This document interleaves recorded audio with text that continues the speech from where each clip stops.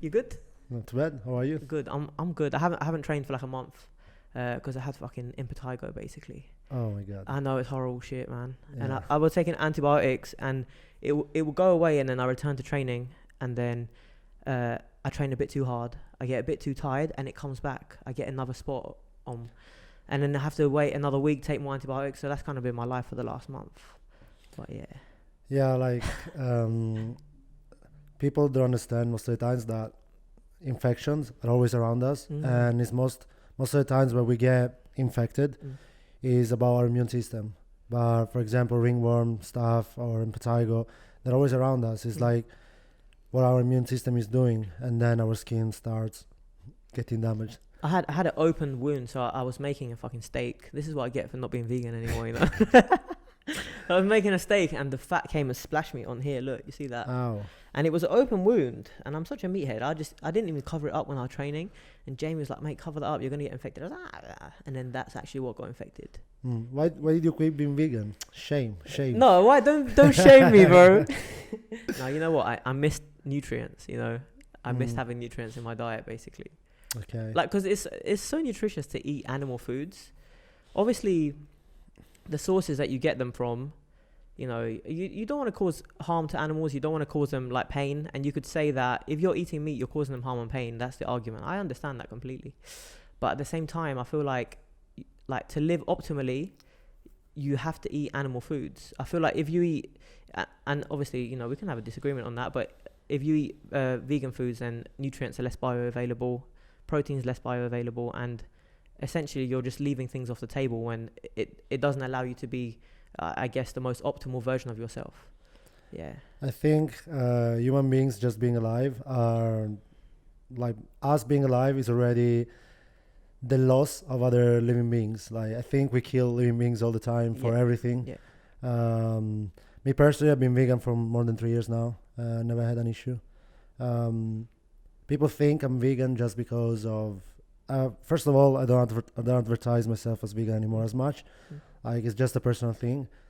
But people think I do it just for, not just because it's very important for animals, for the morality of it.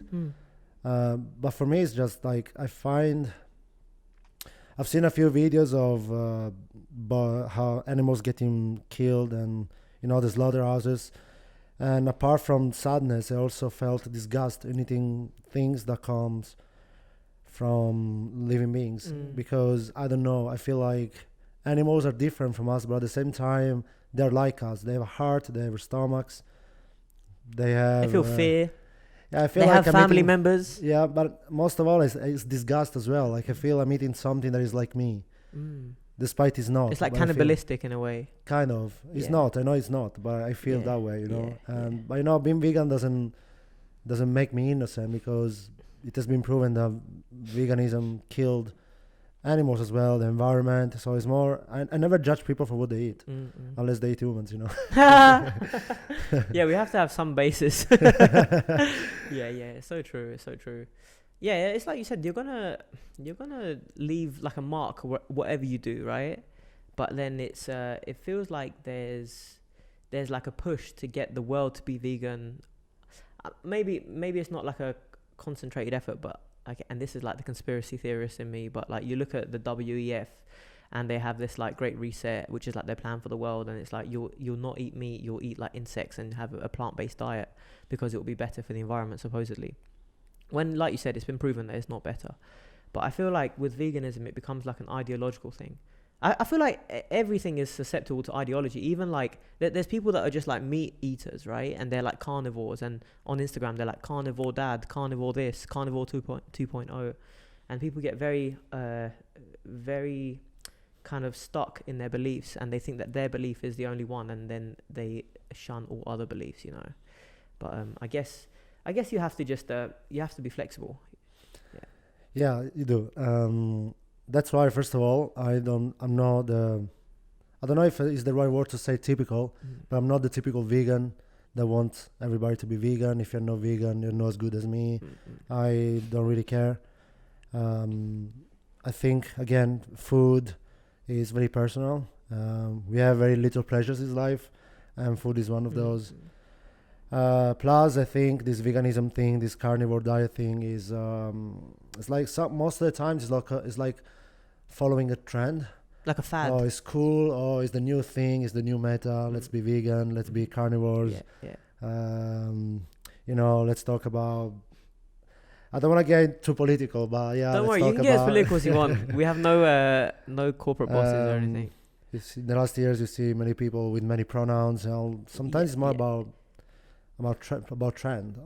Me personally, I never cared about all these things. I never been vegan because it was cool to be. It's just me.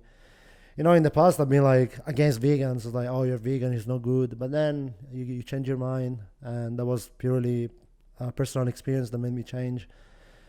So yeah, most of the time it's trend. More times is beliefs as well. Do you ever miss any kind of animal food, like honey or cheese or butter? First of all, I'm not 100% vegan. Okay. Like I eat honey. Okay, yeah. Sometimes I eat sweets with milk inside, but never meat. Not only I don't miss it, I find it disgusting. Cheese as well, milk as well. Cheese is very nice. Meat I always find it disgusting, even when I wasn't eating meat.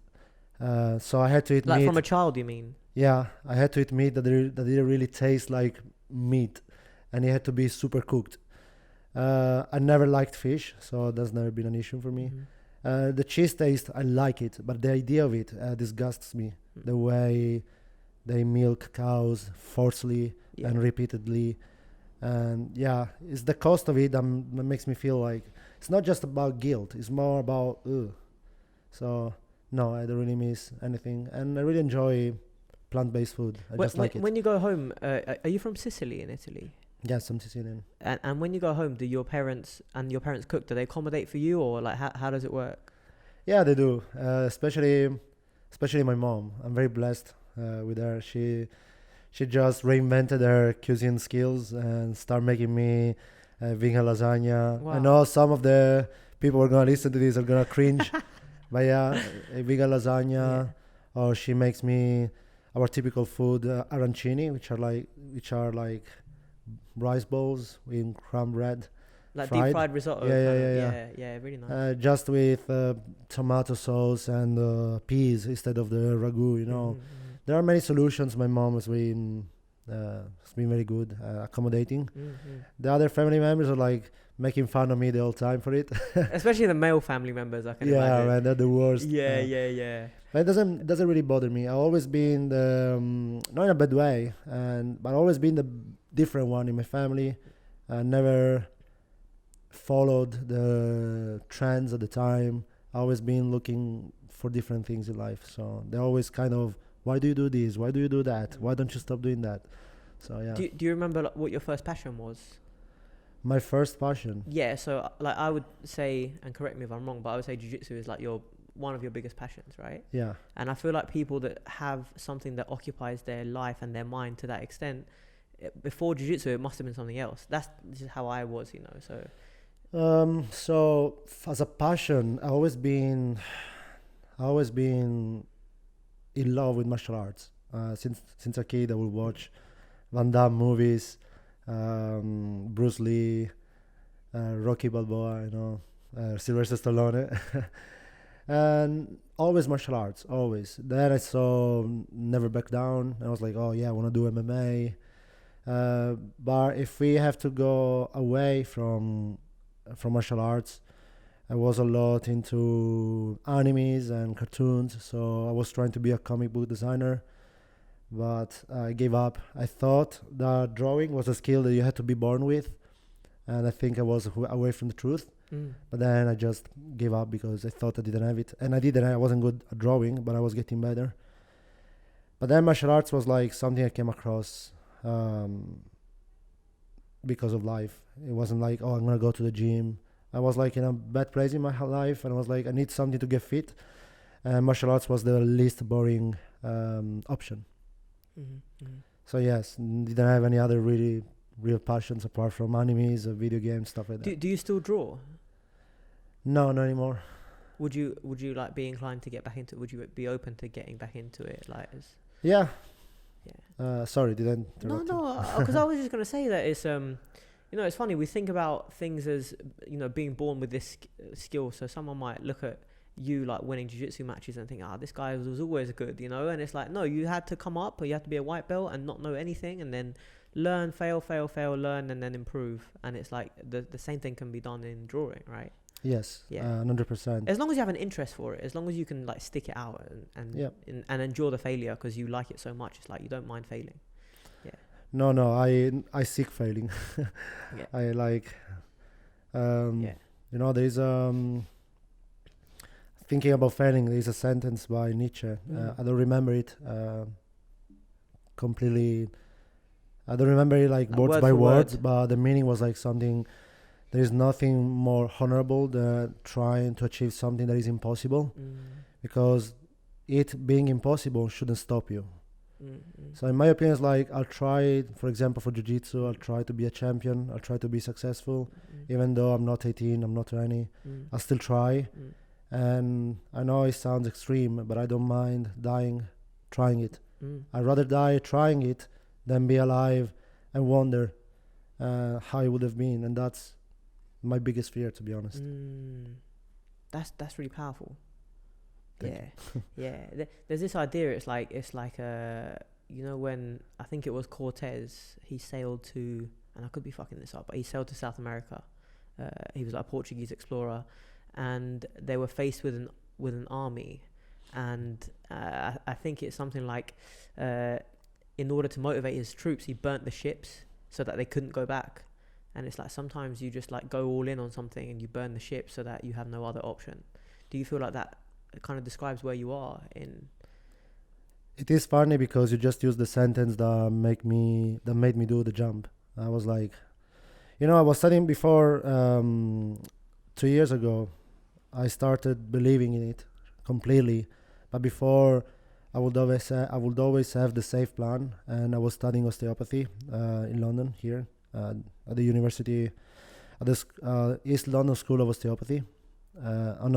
London School of Osteopathy.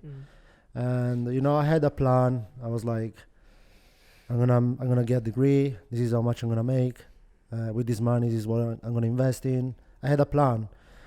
And when I heard this sentence, and I was like depressed, I was very depressed for a couple of years because I felt like a coward.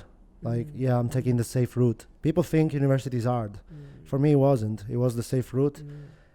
And I was like, no, I want to do something that can satisfy my soul. So I gave up the uni. I just left it and went in a journey without, I couldn't even see hope. I was like, how am I gonna make money out of jiu-jitsu? I don't know. I'll still do it. So that was the sentence that I lived by, and I burnt my ships. And now I'm in this journey with nothing left. Of course, you always have to have a plan B, but my plan B is always involved with jiu-jitsu now. There is no more doctors. There is no more degree to save me.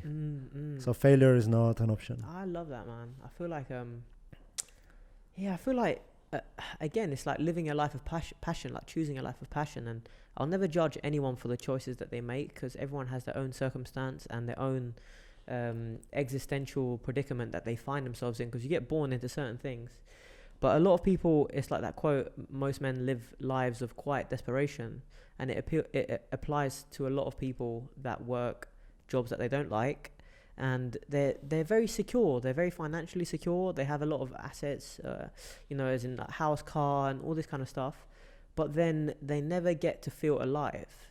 And that's the kind of trade-off. It's like you almost numb yourself with security, and when there's uncertainty, okay, it's not nice to not know whether you can pay your rent and all this kind of stuff. This is not comforting, but I think it's the kind of thing that you can look back on when you become successful and think, wow, those are the times when I felt most alive, Yeah. That was the thing that I always hated as a kid. And I am from Sicily, where work and jobs are viewed as sacred. So in Sicily, you tend to have a job and just build your entire life on top of it. You can see like waiters being waiters their lives, and they just buy a house, get married with that job, and they try, to survive day by day.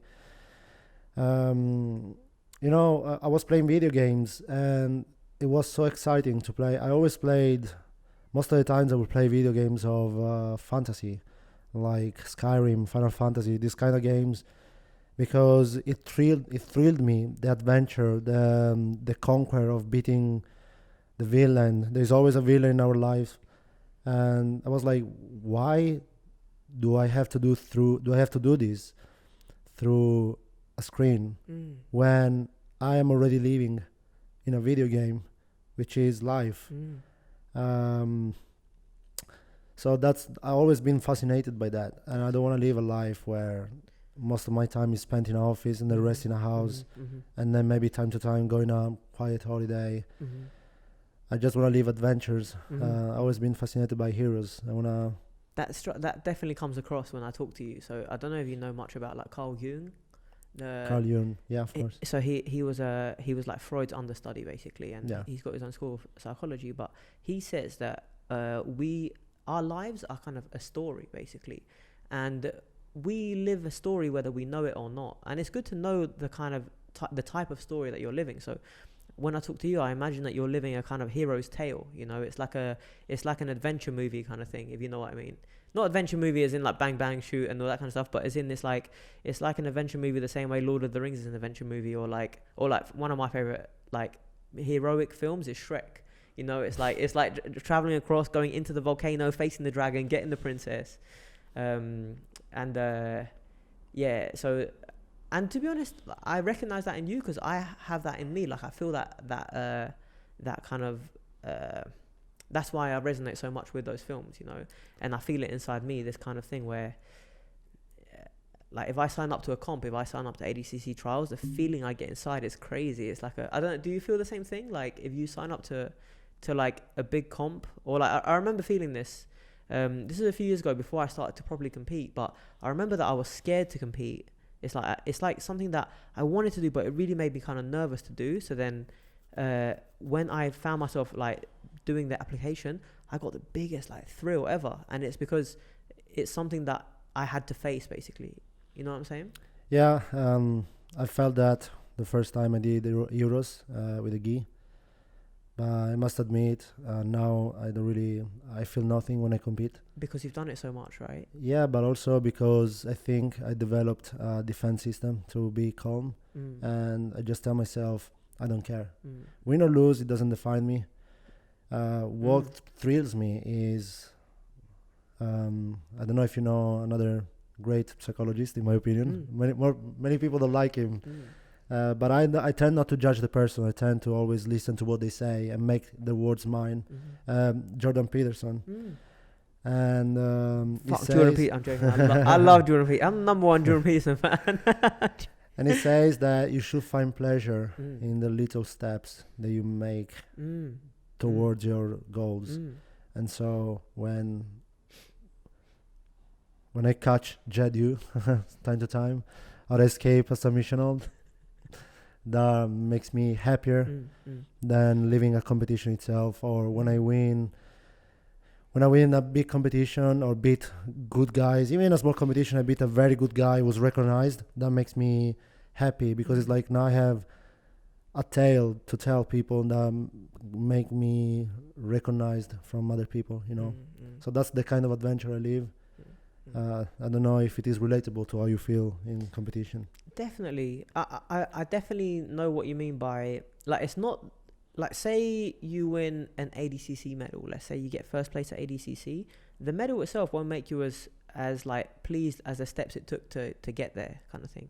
And it's because, and you often hear this with athletes experiencing winner's depression. Have you heard this? Say it again. It's called like a winner's depression.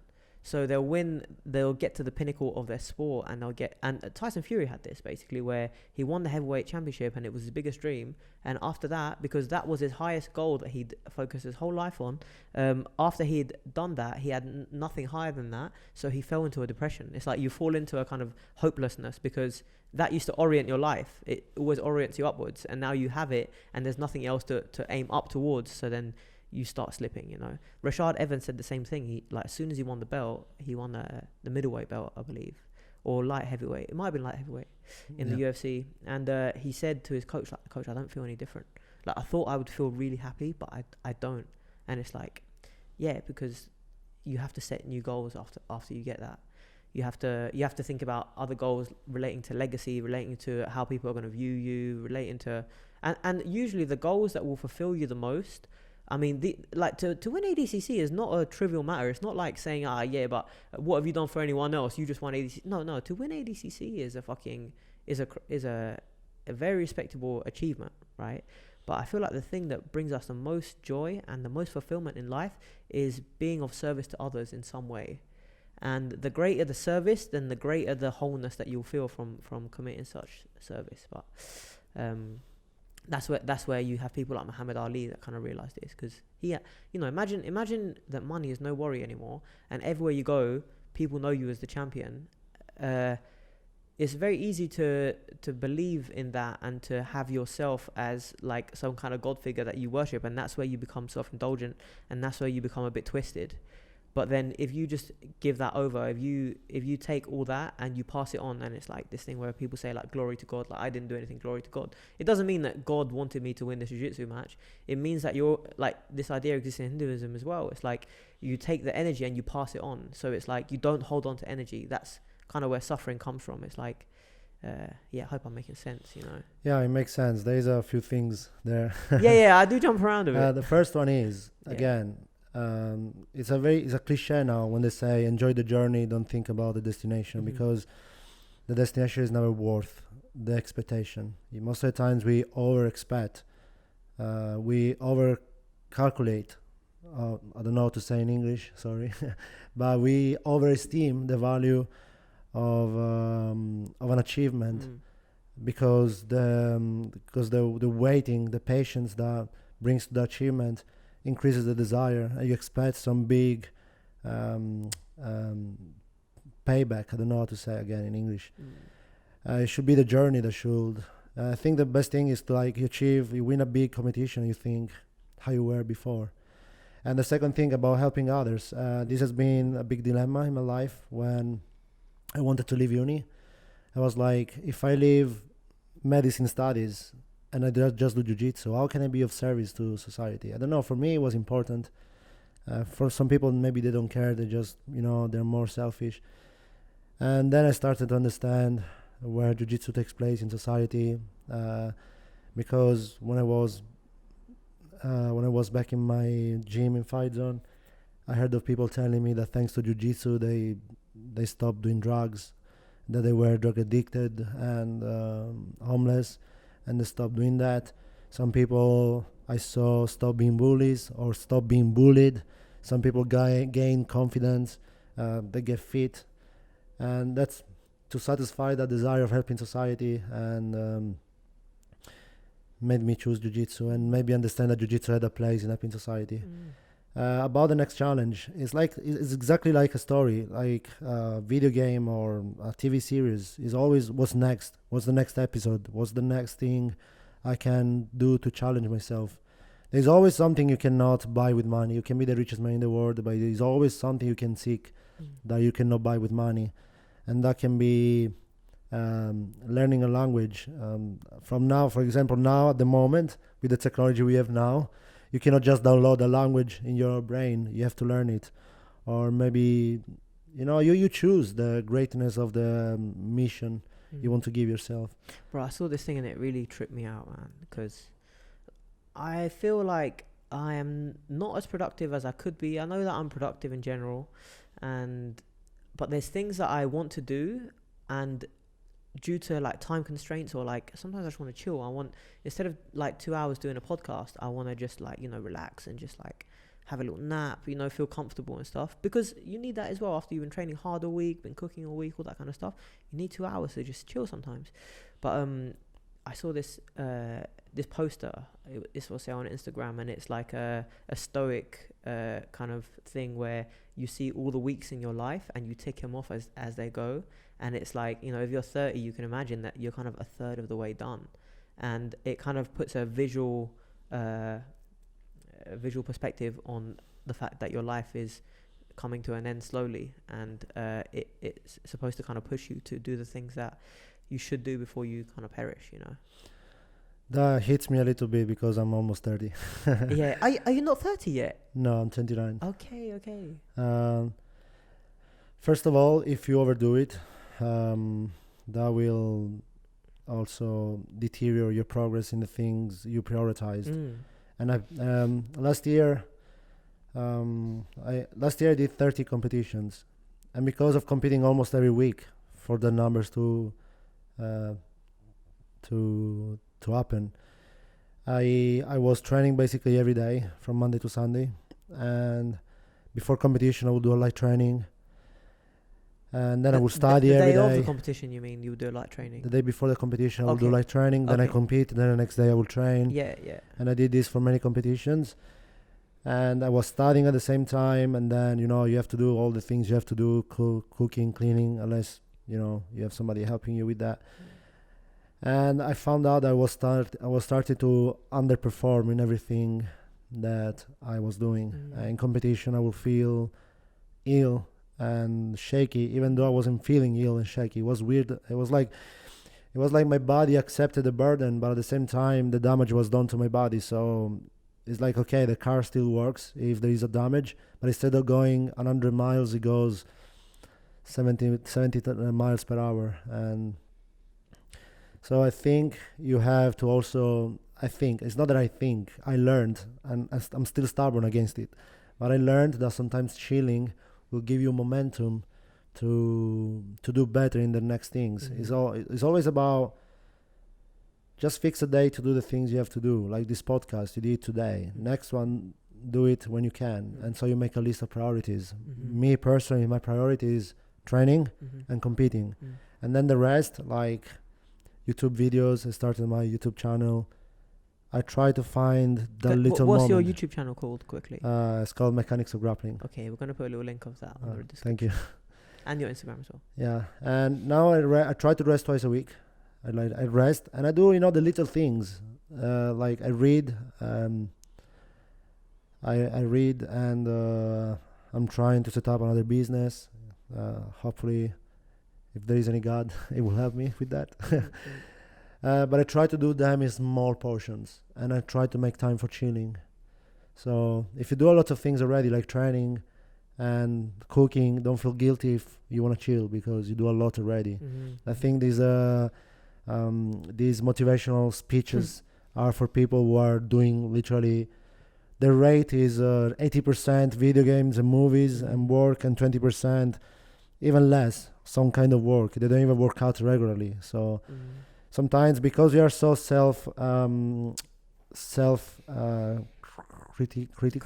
critical, we take that hard as well, but we already work a lot. I mean, this is our personal. I feel always guilty. I could do more, but then I realize, like, man, it's okay if I chill a little bit. I do a lot already, It's like that saying, it takes confidence to have a day off.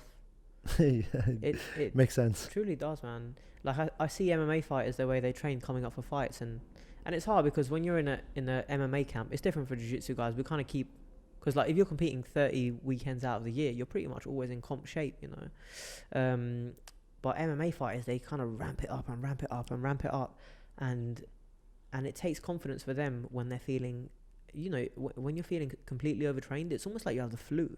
It's like every muscle in your body hurts. Like you might even get cold really quickly, and it's like your body telling you to just fucking chill. And it takes confidence to just have that one day where you just relax. But yeah, so do you train twice a day, or do you train evenings or mornings, or how do you normally do it? Let me start with saying that there is nothing that made me better than losing. And because of my losses, I learned my lessons. Before, I used to train every day, once a day, and I had no breaks. And there was a period in which I was training 5 times a week, but 6 hours a day. It would amount to 30 hours a week. And I realized that I was underperforming. And instead, I was training, doing the same thing over and over. I was doing guard, I was doing leg locks, I was doing whatever I liked.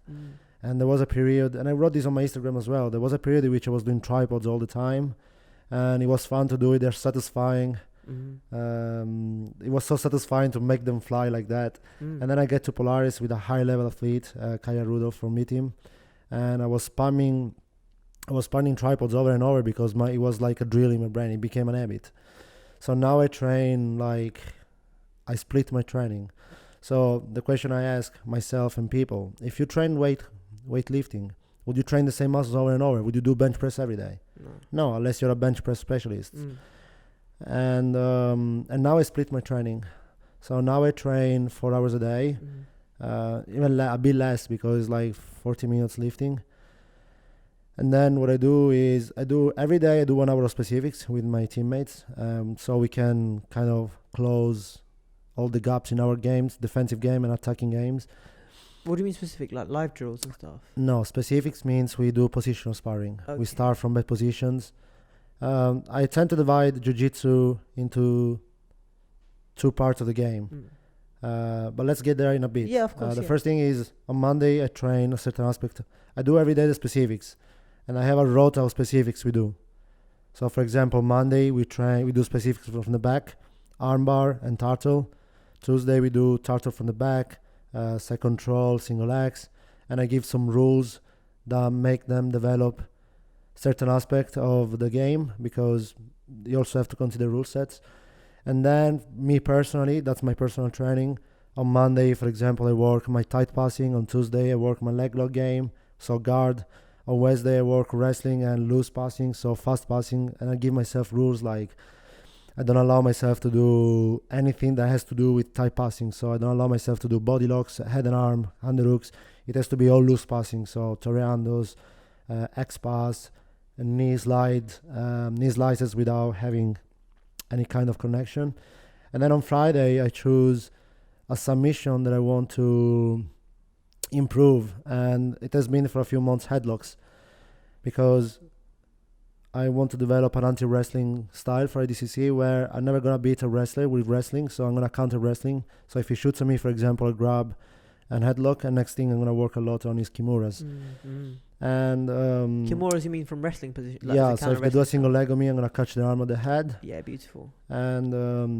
And honestly, it's working a lot, because the things I've been working on, I've been doing competition. I've been doing more loose passing in competition. In the last tournament I did inter-grapple, I hit my first headlock ever in life, in my career in the jiu-jitsu. final, right? Yeah. Mounted guillotine. Yeah. Very nice.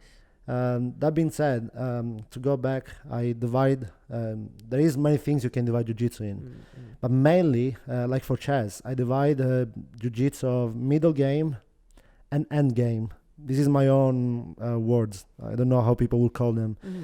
And the middle game is the game that you find yourself a lot. You're trying to pass the guard of your opponent. He's trying to sweep you. And if you and your opponent at the same level, roughly, you spend a lot of time there. You're trying to pass the guard. They're retaining. You try to sweep you, and you don't fall. And there's a lot of that. And in a 5-6 minutes round, not really much happen unless you catch them in a pass or you catch them in a sub.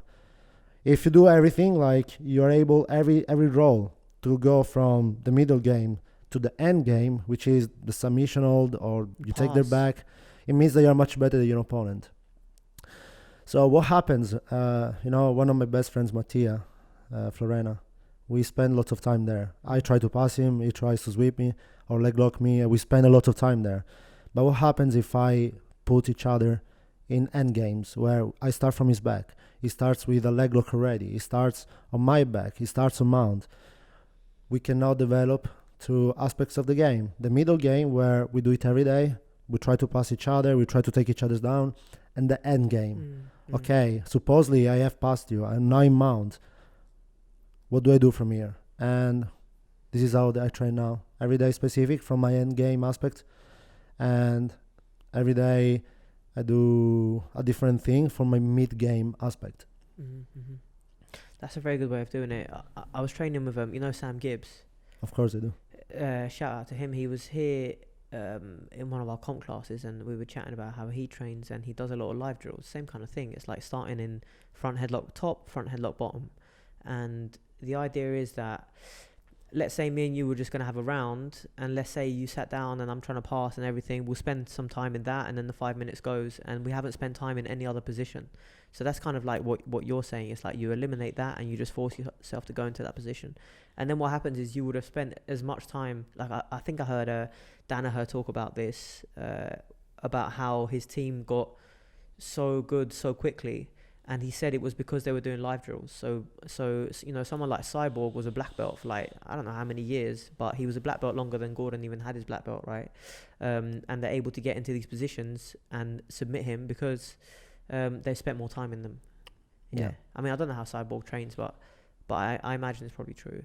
Yeah. That's the thing. One thing that I had myself, and one thing that I've seen a lot of people, is the resistance of putting themselves into uncomfortable positions. Oh, you know, I fought a guy, Chris Macken. He's not Templanet guy, but his style is very Templanet, and he's very dangerous with his close guard. You know what's funny? I fought him in the final row to row, and I knew that if I go into his close guard, he would have tapped me. So I would just stay out of his close guard. I got 2 points. I was trying to pass him. I was trying to heel hook him, but nothing really happened. I won 2 points. And I won the absolute of the tournament. And that was on a Sunday. The next day we had open mat at Elite, and he came. And what I did, I put myself in his close guard over and over, and he tapped me at least 4 or 5 times. But then I escaped 2. And that made me already much better because my brain is working for me. I tell my brain, look, I need to figure out this position. And I go there over and over, it was tapping me. And many people don't do that. I heard of people like, oh no, I'm going to go do that, I don't want to be tapped. You know, and I was like, who cares? In training sessions, you mean, right? Yeah. And I understand it in a match like you did pretty smart. You're just like, forget the fucking close guard. I'm not trying to prove that I can't get tapped in there. But then when it comes to training, there's no records in training. You know, everyone gets tapped, everyone gets passed, everyone gets everything. So yeah. When it comes to training, you should seek what you fail at. You should get tapped as much as you can. Like, okay. You go in a training session. First of all, one big shift I had in my improvement, and is making me improve much faster than before, is stop trying to win rounds in the gym. I remember even coming in this gym, Templar in London. I will come here with the idea, I want to smash everybody, I want to prove that I'm better, blah, blah, blah. And first of all, that will make very bad, it will make very uncomfortable for people to roll with me. Because I was prioritizing me winning the match, the round, before their health, their safety, and my safety. So the role was of low quality. Second, I wasn't improving. When I started telling myself, get tapped as much as you can. Because then at the end of the session, you go home, and if you are emotionally cold because you understand that's necessary, you can make a count of all the submissions you have been caught and how, and you can start problem solving. And that will make you much better. And I think many people of high level as well don't train that way. They rather do the same thing over and over. That will make them better in the same thing, will make them more precise. But then in jiu-jitsu, you always find a person who will put you in a position you're not used to. And that's when the shit hits the fan. 100%, 100%. That's the way I kind of view, like, my ideal on technique acquisition is that I want to be able to be everywhere and have solutions, basically. I don't want to be in a position to be like, oh, what do I do here? And then I get tapped or passed or whatever. So I train in a way where I want to be good at wrestling. I want to be good at takedown defense. I want to be able to take people down. I want to be able to leg lock off wrestling exchanges, which is another good strategy against good wrestlers, is to enter their legs from takedown situations. Yeah. And a guy who does this really well is Gary Tonin. I used to love watching Gary Tonin, and that's the kind of style that I like to kind of emulate. It's just like constant attack, speed, and being good everywhere, throwing submissions from kind of everywhere. But you know, the beauty of this game is that it is an art, and people express themselves in different ways. So people have games where it's more based on kind of speed, or or there might be one dimensional in the game, but they can find some kind of success with it. But yeah. Yeah, like,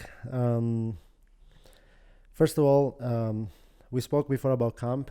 That you have these MMA fighters doing camps, and it all comes together. first of all, because of my sport, and I don't know. First of all, I'm not a world champion. I'm not a UFC veteran. I'm nothing of these. But I kind of don't like the idea of camping, of camp.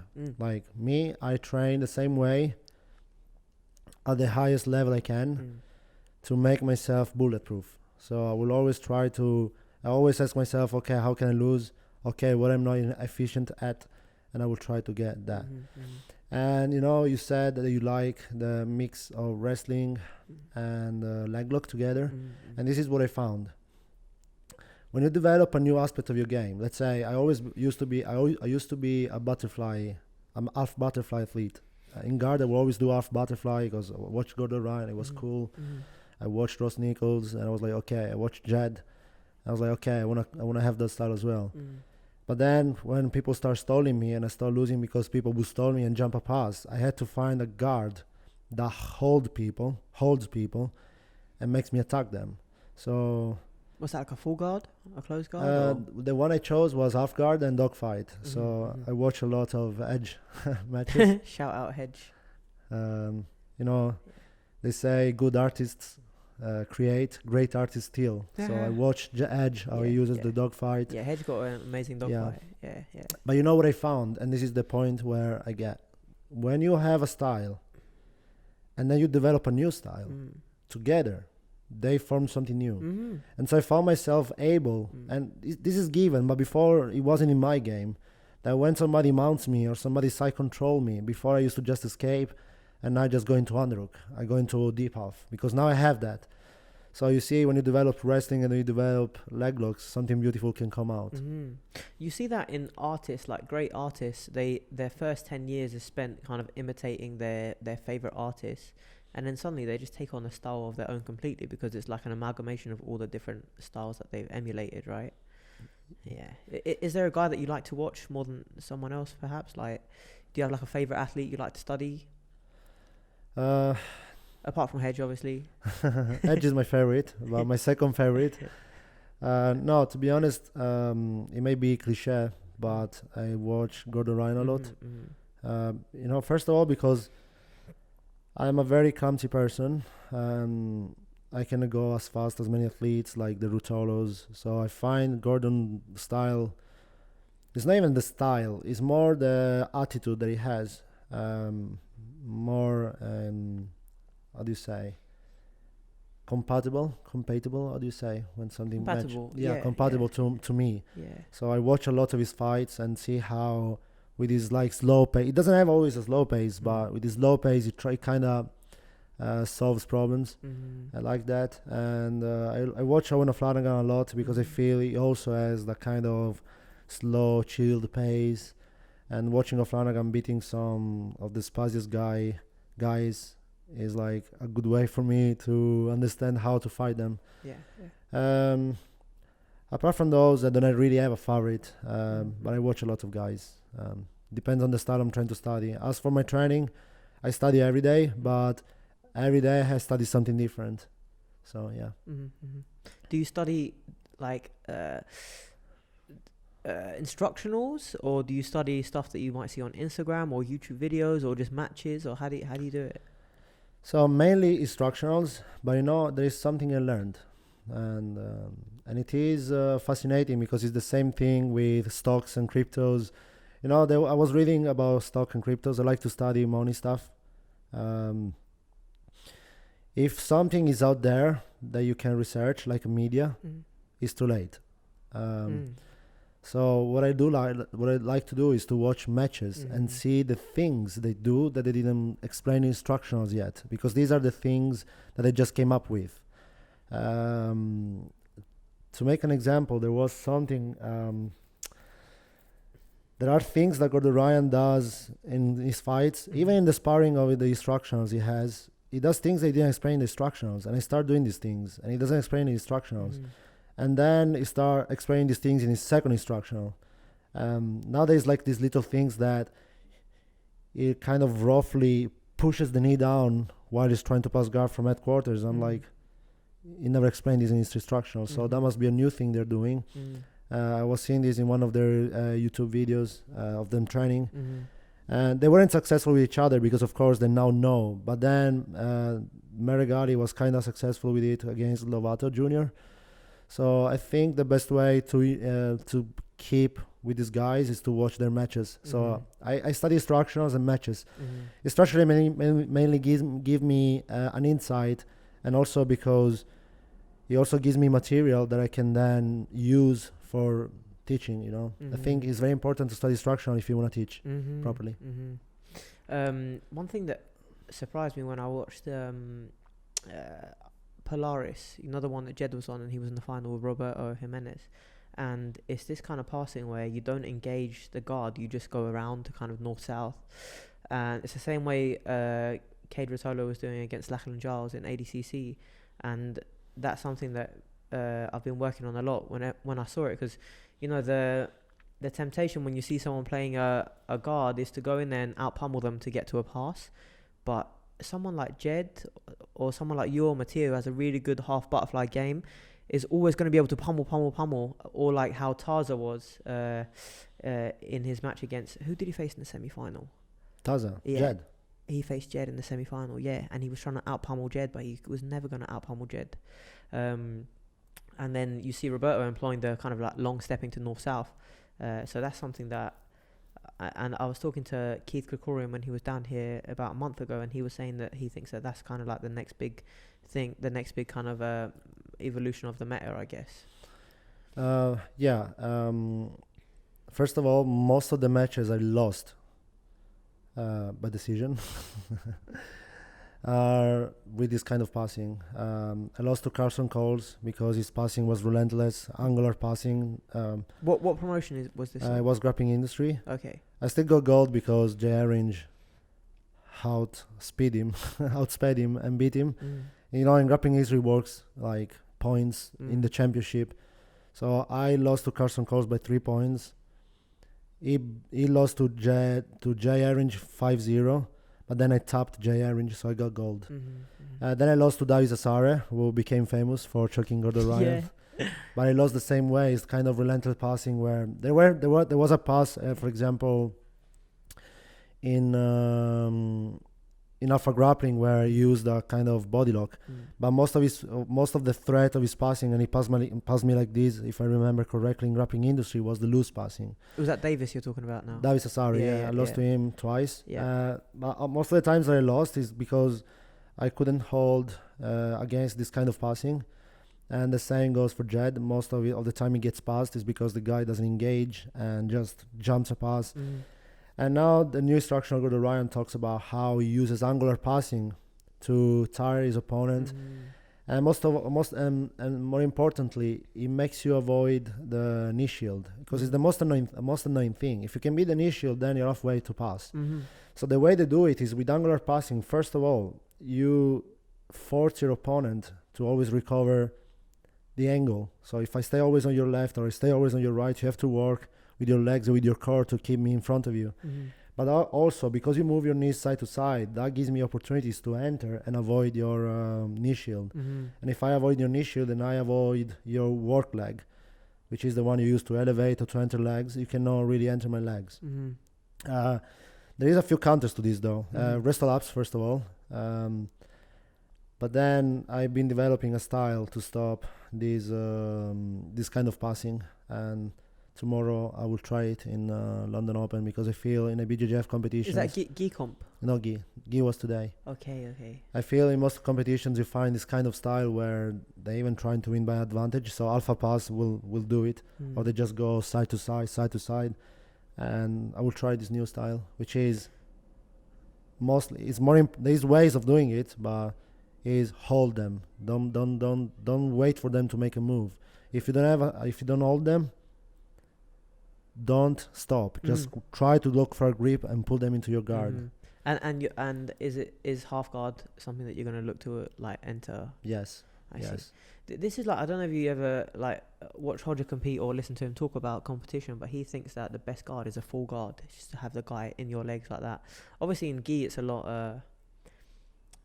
more advantageous to have someone in your guard, because like collars and sleeves and stuff like that. And you can have a really solid full guard in no gi as well. And you just break the posture down and stuff. But it speaks to what you're saying about how if I just have my opponent in front of me in an open guard scenario and I don't have any contact, if he's fast as well, he's just going to go around my back and which is how Sam beat me in Alpha Grappling. Twice he got me. But it was kind of the same thing. It was just in that open thing, and then he just went round to my back. So yeah, it's very true. You have to have some kind of contact. I think the half butterfly. Ross was always using it. Jed as well, but it became kind of famous when Gordon Ryan did the World Championship in 2018, and because now everybody was doing it, me first, I got inspired by this half butterfly, and I was doing a lot of it. What it took away from us is the ability to use a guard to hold your opponent. So Z guard, proper half guard where you cross your feet, you don't let them stand up, and then dogfight, and then deep half, a close guard. I think in the future close guard will be the next innovation because nobody does it. Yeah, and so in true. fact, because nobody is used to close guard anymore, people like Chris Markin are having a lot of success with it because nobody's used to close guard anymore, and that's why I do specific to close guard every week. But that being said, an half butterfly is good to fight pressure off. But if your opponent doesn't want to pressure you and just wants to out-angle you, then what you have to use is things like quarter guard, Z guard, things that hold your opponent. And you mentioned before there is jiu-jitsu based on speed. And according to John Danner, the other form of jiu-jitsu is based on negating movement and so slow people down. And closed wedged guards, like a Z guard where your feet are crossed, or a full closed guard, or a quarter guard where you leech into their legs, and then you can go deep half, or you can just single leg up, and then you can fight them off with wrestle ups. But I feel you expose your head a lot with that. You expose your head a lot with all of these things, but you can work your way to make it safe in a methodical way. Do you ever watch Eddie Bravo videos? No, yet, but I'm watching Magic Age fights. And have you ever seen Eddie versus Hoyler in Metamoris 3? I think it was. I must have seen some reels of part of his fights, but I think Eddie Bravo is a guy to study. Yeah, for that position for sure. Like, it's funny because obviously Hedge started at 10 Planet, right?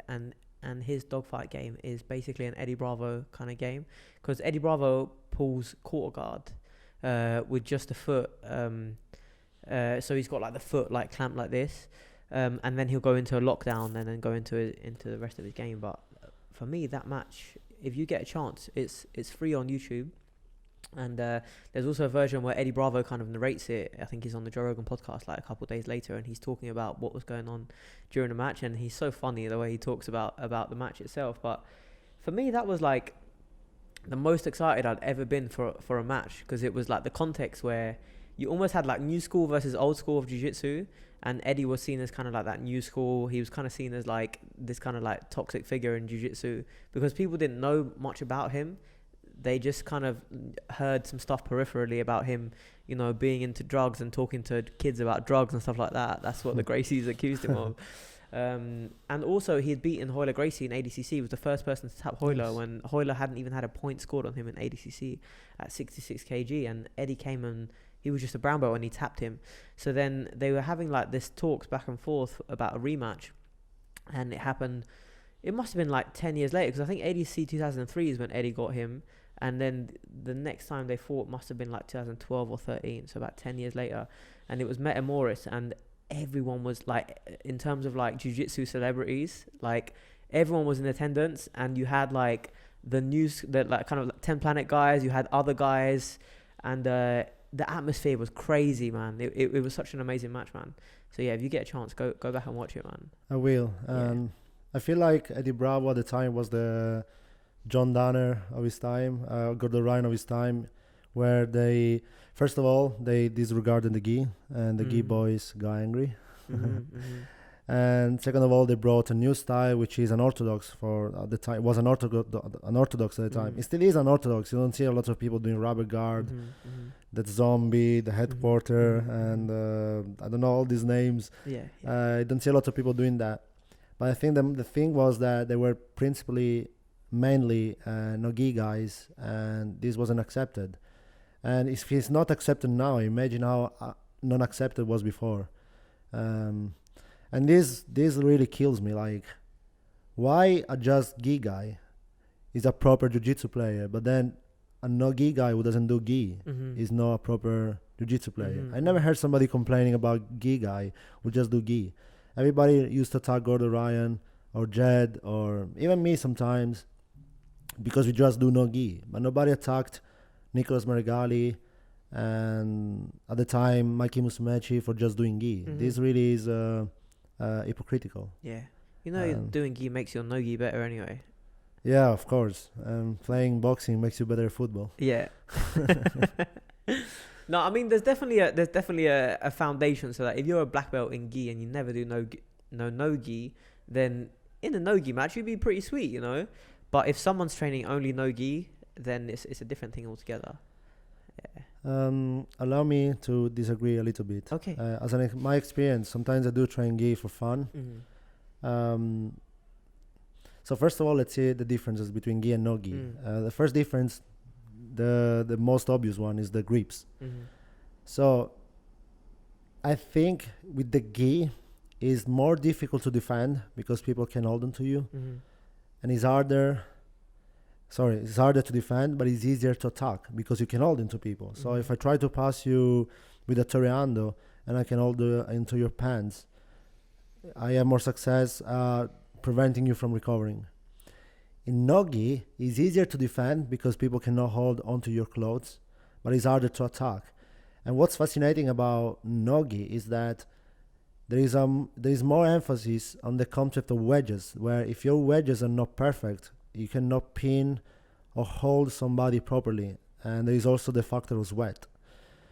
So that's the main difference. And I found for myself that I find it harder to play guard with a gi, but preventing somebody does a warm guard or lapel things to me, I find it much easier to pass with a gi because my passing is still the same. The thing that I have now is I can hold your clothes now. So do you train with like high level gi guys? In like when you train gi, do you train with like guys that are primarily gi guys? I don't know what's on a high level, but I had the pleasure to train with some of the London Grapple guys when Jet guys black belt with Ross, and I trained with one of my teammates. He did double gold, the All Stars with a gi, and I fared pretty well with my passing, but I got easily passed with my guard. So that's my experience, and I competed with a gi by mistake once, and yeah. It's so funny. You just found it. Like, hey, what's going on? Yeah, it was All Stars. I signed up for no gi and absolute, but I didn't specify that the absolute was only gi. So I was like, okay, I will do it. The first fight I won by triangle. The second fight I fought Carson Coles, and he was passing me so easily because I wasn't used to the grips. But I don't know how I would have done if I was on top, for example. Yeah, I think I remember seeing footage of you competing in gi. When you're a blue belt, I think. Yeah, before gi for me was live. I would just do gi. I wouldn't do so you any have no competed gi. lots in gi. Yes. Okay, yeah. yes, I see. I won some nice competition as well. London Open as a blue belt, British Open. I almost medaled gi in the Euros. It was only like one or two fights I couldn't medal. Yeah, I did lots of competition with the gi. I used to love the gi. Do you think that's because there was a lack of no gi, or was it because you hadn't found your love for no gi yet? No, I will be honest. Seeing Gordon Ryan performing at Worlds, I don't want to be an hypocrite, and I'm not fake. I always say what happens. Doesn't matter how it makes me look. But I saw Gordon Ryan competing no gi at Worlds. It looked so cool. I was like, oh shit, I want to be like that as well. But then it kind of made sense for me to do more no gi, because at the time I was still like doing a little bit of no gi, but I was still doing more gi. I was like, I'm a gi guy. And slowly I could see the opportunities. So if you go and watch a Polaris, unless they go out of their way to do a gi tournament or more gi fights, most of the times in any promotion, out of 10 fights, 9/10 are no gi. And it kind of looks, I think it's more relatable for people who are not really acquainted with the Oriental idea of martial arts like judo, jiu-jitsu, the traditional one. They're just more acquainted with MMA, boxing, wrestling. So seeing people fighting with shorts and t-shirt is more relatable for the spectators. And I could see an opportunity at the time to make a living out of nogi and make more money if, God allows one day. I'm not very religious, but I'm spiritual, so I believe someone looks out for us. There is money in gi though, right? There's these like Abu Dhabi comps and stuff, and I think that they pay quite a lot, like Abu Dhabi Grand Slam and all that kind of stuff. But I feel like as a product, no-gi is a lot more marketable. Like I could get my mum to sit through a no-gi match, maybe not a gi match, especially if it's a really technical gi match where it's kind of a stalemate. Then it will be a lot harder to sell. And obviously there's boring no-gi matches as well. But yeah, one thing I wanted to talk to you about is when you were on Grapple Fest. So there was a big like thing.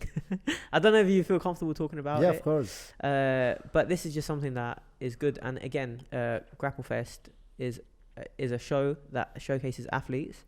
And by talking about it, we're not throwing shade at Grapple Fest. We're talking about Grapple Fest because it's a promotion and we're promoting the promotion. You know what I mean? So don't not give me matches is what I'm saying. But so what happened during that time? Let me start with the thing that I have no resentment towards them. I don't hate people. I just don't like the way they operate with their business. First of all, let me start with saying this. If you have a promotion and so you are a promoter, it is your job to excite and interest people to come to your show. If I am an athlete, my only job is to come, fight, and make the fight exciting. So first of all, the first thing I didn't like, they were really, really pushy. They are really pushy with the tickets. If you don't sell tickets, they get upset. Which is so hard for you because you live in London and all your students are in London. If it was down the road for you, then your students will come. But it's hard to go all the way up there because the trains don't run until the next day, so you have to buy a hotel as well. So you're going to spend like £80 on a ticket, £80 on a hotel. It'll be £250 by the time you leave Liverpool again. Yeah, but the thing is, it gets upset with you. Like it won't call you again if you don't sell tickets. If you don't try, it's like, man, I'm the athlete. I'm not the PR. Just to make a little example. There is a guy in Italy. His name is Andrea Lavaggi. I think he has one of the best nogi. He has the best nogi gym in Italy, and he made an event in Italy. It was called. Is it War Submission Kings? No. It was called Suprema Night event, something like that. I have to check. I don't remember. But what he did, he was kind of marketing for the people to come. He was offering, he never asked me to sell a ticket. He flew me down from London to Italy. He took care of the hotel. He took care of everything. The only thing he asked me was to fight. And he was able, first of all, he didn't try to take a huge venue. What he did was like, okay, this is how many people I can bring in. And he did. And he had like 400 people watching. The atmosphere was amazing. Wow, that sounds cool.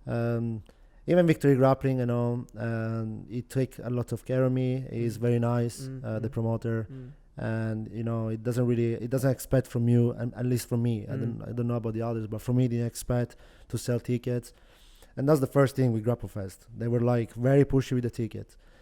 Then we had another episode where they weren't putting the post on my fight, and I asked them politely, "Am I gonna fight this the next weekend? Because I don't see the post."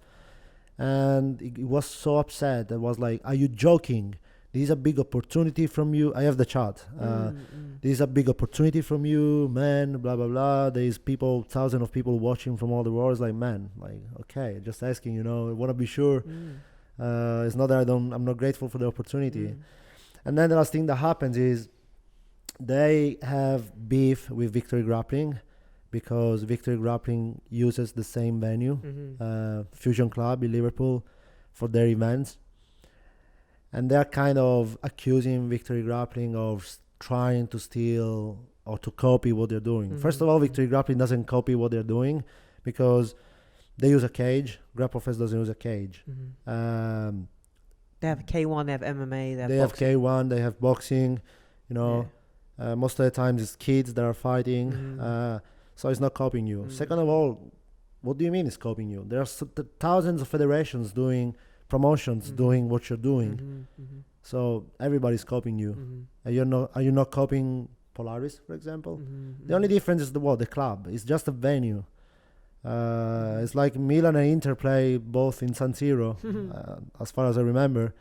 Well, they hate each other because they use the same stadium? Like, doesn't make sense. And so I fought for Victory because I didn't know they had this beef. And all of a sudden, I win my debut with a very talented guy, Callum Eleanor.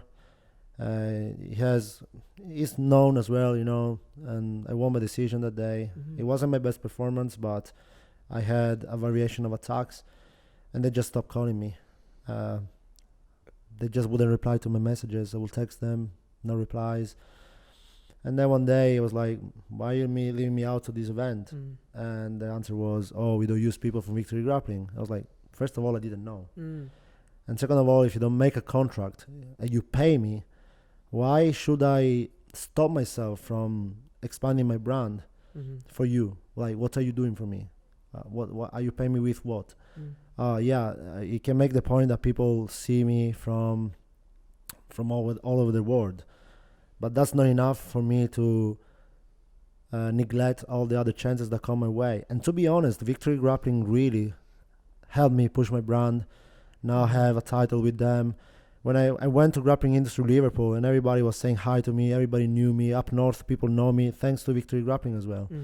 And they never asked me, fight only for me. So this is what happened.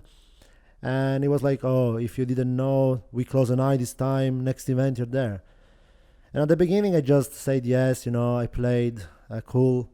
But then I was feeling like humiliated. And I was like, no, it's not you closing an eye on me. It's me. So they said closing an eye as in, oh, we'll look past it this time. We'll forgive you for going for them, but next time, so. Exactly. Okay. But it was them being unprofessional. Like, they didn't tell me anything about it. Even before the fight. Exactly. And they were very unprofessional. If anything, they should have, minimum, they should have told me, okay, we put you in the next card 100%. Sorry for the misunderstanding. It was like, instead it was like, oh, we forgive you. We give you one more chance. Like, no, I didn't do anything wrong. If anything, I give you one more chance. But you know what? You don't deserve it. And I will not fight for you anymore, because I invite everybody to understand any promotions, even UFC, wherever they are nothing without us. We are the product. So it's certainly a 50-50 relationship, and it's an interesting one when you have the promotion urging the fighter to sell tickets. And I do get it from their point of view, because it's like, you know, they have a business and they're trying to sell as many tickets as possible. And if you have a fighter that doesn't sell tickets, you're less inclined to put them on a card again. And you see high-level guys that people aren't really that interested in, like, I don't know, like John Fitch or something. He was on a winning streak when he got cut by the UFC, you know.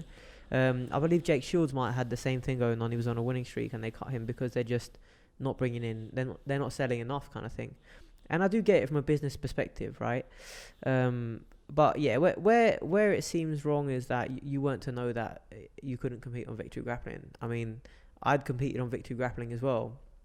When I saw your thing going on, I was like, should I hide my fucking Victory Grappling post? But obviously I didn't do that. And I had the chance to compete in GrappleFest in September, but I got really sick and I was in hospital. But one thing I thought about is this, because so you have students here and friends and family and all sorts of acquaintances, and if you were competing, let's say on Polaris, and it was at the Indigo up the road, then you would be able to sell 10 tickets, you know, because people want to see you compete. And or maybe more than 10 tickets. But like we said, it's much harder to sell that ticket when the person has to come all the way up to Liverpool, you know, especially if those people are just full-time jiu-jitsu guys like us. We're not like made of money, you know, we're kind of like scrambling around trying to make enough to like survive, you know.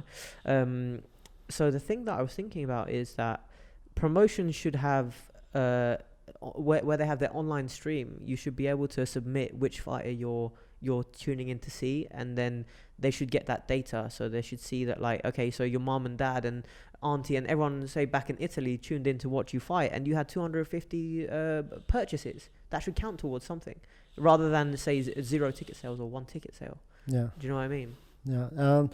I know it's not easy. Look, I have no experience. I'm not a promoter. But at the same time, maybe this is utopia, but you are the promoter. You have to make... It comes down to the spectacle. If I sell a ticket as an athlete to my friend who comes to watch me, and let's say I am the main event, so I'm fighting the last, my friend has to stay there watching something he doesn't really care about because it just came for me. So there are like 20 fights, 19 of those he will be bored as fuck. Instead, if you are able to bring people who are interested in the sport, not in me, in the sport, these people will enjoy the whole experience. So in my opinion, and again, maybe it's utopia, maybe it's my naivety thinking like that, in my experience, your job is to make the sport look exciting, give something to the people.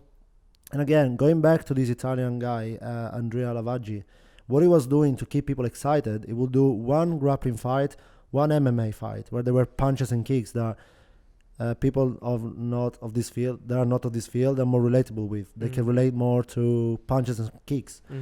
But then what he would do, every MMA fight, he would introduce a grappling fight where people were like, what is this? And then again, MMA fight. And that's just a way of making the sport interesting. So in my opinion, it all comes down to marketing and promotion, because you are a promoter. And you should find ways of making the sport exciting for people who like, let's see what's going on. And they just watch the fights, you know. It's not that easy, so I'm not going to judge. But at the same time, if I had to be a promoter, I would ask as a courtesy, but I would never kind of force my athletes to sell tickets, because it all comes down to me. I am the promoter. I have to make this exciting and worthwhile. It's almost like a production, like a theatre production, telling the actors that they have to get people in. Is that how it works? I don't know if that's even. I swear to God, I was gonna say something like that. It's like, can you imagine you are an actor and you have to convince your family to sell the movie, to buy the movie? Like, no, my job is to act. Your job is to sell. You're the promoter. But then at the same time, the guys who are the best at promoting are the ones that go furthest, quickest. It's like, you look at the rise of Conor McGregor, it was quite meteoric. Obviously, he's very, very skilled. He's like an elite level MMA fighter. But the fact that he could sell so much meant that he got to the title shot really quickly, when there's guys like, I don't know, like Beneil Dariush, who is like on crazy winning streaks, or Tony Ferguson on crazy. But obviously Tony could sell as well. But yeah, if you can sell and you can fight, that's kind of the optimum. And that's where you want to be almost as an athlete. You want to be able to have a wide consumer base that buy your product, because again, it's a business in a way. Obviously, we would do this for free, you know. Even if there's no like purses, and even, you know, if you go on Grapplefest prelims, you're not getting paid to be on there. You're going up there and it's your privilege to be on there, so you don't expect something in return. Or like if you go to compete in a local tournament and you compete for a tiny medal that costs like £1 to make, it's, you know, you're not doing it for money. But at the same time, I feel like the sport is moving in a direction where, especially with the internet, where you can make money from the sport. And I feel like, so you have done, so you did seminars in Liverpool, right? Yep. Was that one seminar or two seminars? I had one seminar. One seminar in Liverpool. And recently you did a series of seminars in Italy, right? Yes, and privates. Nice. And see, that's exactly it. So this is you've monetized, you've marketed yourself, and you've monetized that marketing basically. So you've monetized your brand. And do you feel like there was a time when you got like a number of followers, like you got like a big influx of followers, or has it just kind of been steadily increasing the more you post kind of thing? So what I realized is, every time I won a medal or I was on the podium, I would get lots of likes and followers. And you know, when I was still at the university, I could see Jed as a purple belt, seeing his followers going up and up and up. And everybody had in his mouth, Jedu, oh, this Jedu. I was like, this guy didn't win anything. He didn't win Europeans, he didn't win worlds. and I could see why he was getting more and more famous, because he was competing almost every weekend. And competition is your marketing. If you watch my Polaris fight, at a certain moment the commentator says that my face is in every competition, you can see me, this guy is every competition. That's a lot already to phantom, because that means that what I'm doing works, it's showing presence. So it has never been about the followers, it's about the engagement. So if people know you, know who you are, see your skills, they want to do a private with you. I was offered one more class from a person that is far from me. It's not like a friend or somebody who knew me. But they saw. Is that Danny Lewis? Yeah. Yeah, Which I'm grateful to for considering me. Yes. He's a good dude, man. Yeah. And yeah, he offered me this one class, and I feel like he did so because he saw my Instagram, what I'm doing. And I've been asked from privates in Sicily, in London, because competition is my marketing. So I think competing is the way to monetize yourself. For sure. And it's kind of like you make an investment every time you pay for a competition. It's like you're investing in your marketing. That's exactly what it is. Yeah, it's just investment. The trick is, right, because so like traditional, like pre-internet sales or business or whatever you want to call it. Say you have a gym, and your gym's capacity, you caps at say it's a relatively small gym, maybe 100 people or something, or 80 people or something like that. That means that you can't make more money than those 80 people. You're kind of like capped. Or say you have a coffee shop, you can only sell about, at the best day, 200 coffees a day. When the internet comes along, you go from having a kind of local catchment area to a global catchment area. So then now what you need to do is you need to have a product that's accessible to everyone, basically. So like we were saying, like whether it's t-shirts or whether it's instructional is a good way to do it, where someone might be following you and they live in Singapore, but they can still access they can still give you money to exchange your content, And this is the beautiful thing about the internet. It seems that like anyone can get rich by doing this, which is amazing. That's one of my goals in life. Yeah. That's one of the reasons why I started my YouTube. I didn't start, of course, if it comes to that, I think in a couple of years, if it comes to the point where I can monetize it, cool. But I'm using YouTube to put myself out there, to show people what I'm capable of, what I am capable of, my knowledge, how I teach, how I can open your eyes with jiu-jitsu. I really invite people to watch my YouTube Mechanics videos of grappling. Yeah, because I tend not to teach techniques, but I tend to teach concepts. And to make an example, if I tell you to open a bottle and I show you how to open a bottle, you now know one way to open the bottle. But if I tell you the goal to open up, what the goal is to open a bottle, which is turn the bottle to one side, turn the lid to the other side, then what happens if you don't have a hand? You do it with your teeth. You do it with your feet. You stuck the bottle in between your legs and use the only hand you have. And that's what happens with jiu-jitsu. Most of the time people teach techniques and then there's something in the same position, but there's a difference in grips, a difference in positioning angle. What do you do now? And you can problem solve that if you have concepts in your mind. But yeah, I started going back to what you were saying. I started my YouTube channel because I want people to see what I'm capable of, because I'm not famous yet.